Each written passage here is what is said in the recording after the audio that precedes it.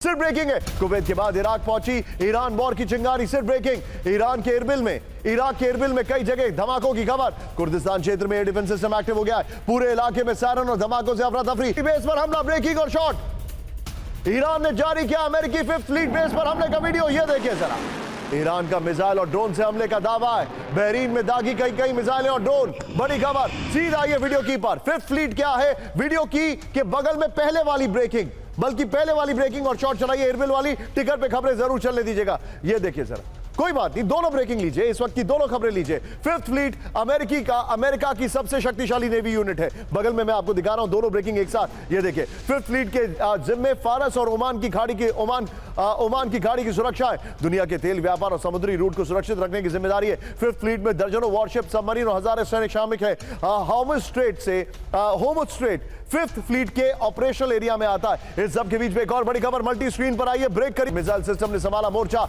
ये देखिए, अमेरिकी एयर डिफेंस सिस्टम ने ईरानी मिसाइलों को किया इंटरसेप्ट। ब्रेकिंग और शॉट विजय। ये देखिए, दोनों ब्रेकिंग, दोनों शॉट दिखाइए जरा। पंसक हमला, ब्रेकिंग और शॉट। ईरान ने बुशहर से दागी बैलिस्टिक मिसाइलें। ब्रेकिंग और शॉट देखिए जरा विजय। तीनों ब्रेकिंग, तीनों शॉट दिखाइए जरा। बहरीन में अमेरिका के फिफ्थ फ्लीट बेस पर ईरान का मिसाइल और ड्रोन से हमला।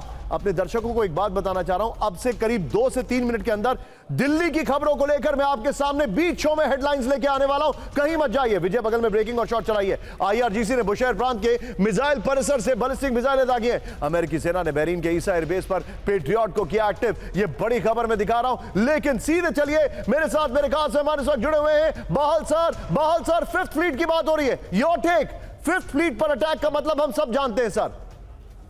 देखिए, फिफ्थ फ्लीट का जो हेडक्वार्टर्स है उस पे हमला हुआ है। वहां से ऑपरेशंस कोऑर्डिनेट होते हैं और फिफ्थ फ्लीट ही है जहां पे अभी 2 कैरियर बैटल ग्रुप्स और 10 से 12 कम से कम युद्धपोत इस समय स्ट्रेट्स ऑफ हॉर्मुज़ के पास है। और कहीं ना कहीं जो 2 एम्फीबियस ग्रुप्स है वो भी इसके कंट्रोल के अंदर आते हैं। अगर आप देखेंगे तो इस पे हमला करके अब जो मूवमेंट है यहां से किसी और थिएटर में नहीं जा सकती। इसी वजह से जो बेल्टॉप्स 26 है वहां पे आधा हो गया है उनका ऑपरेशन। यानी कि जो अमेरिका लीड करता था यूरोप के ऑपरेशंस में, जो कि बिल्कुल आर्कटिक सी और उस बाल्टिक सी के पास आते हैं, उनकी एक्सरसाइज से आधी फ्लीट कम कर दी गई है इस बार।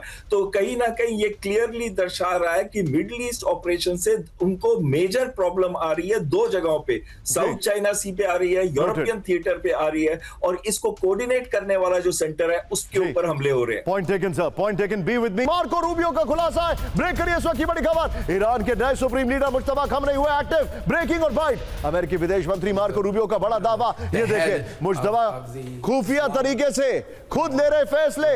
अमेरिका से लिखित और मध्यस्थों के जरिए बातचीत। घायल होने की अफवाहों के बीच मुश्तबा संभाल रहे कमान। मुश्तबा ने जो सिस्टम तैयार किया है, आप जो वहां पर गई तो आपने क्या देखा? वो सिस्टम कितना फुल प्रूफ है? सुमेरा का frame tight. Nishant, system full proof है। अब मार्को रूबियो भी कह रहे हैं, आप कई दिन से लगातार ये बात कहते रहे हैं कि अयातुल्ला अली खामनेई से ज़्यादा कट्टर, ज़्यादा गंभीर, ज़्यादा हार्ड लाइनर हैं मुश्तबा अली खामनेई, और उनके साथ के जो लोग हैं, यानी उनके आसपास के जो लोग हैं, वो और ज़्यादा सख्त फैसले भी ले रहे हैं। अयातुल्ला अली खामनेई ने जो फैसले नहीं लिए उससे ज़्यादा सख्त कदम भी उठा रहे हैं, सख्त रुख भी दुनिया को दिखा रहे हैं, और ये सब मुश्तबा अली खामनेई और उनके जो इर्द गिर्द के लोग हैं वो कर रहे हैं। और इसका असर देखिए, ईरान की तरफ से जो कुछ किया जा रहा था उसमें साफ तौर पर दिखना शुरू हो गया है। देखिए, अभी भी जो किया है उन्होंने, जिस तरह से बहरीन पर, कुवैत पर अभी अटैक किया, यानी एक जमाना था तब जबकि इस बात के बारे में सवाल बार बार उठा कि तब जबकि कासिम सुलेमानी को मारा गया तब ईरान को जवाब देना चाहिए था, लेकिन अयातुल्ला अली खामनेई ने रिस्ट्रेन की बात की,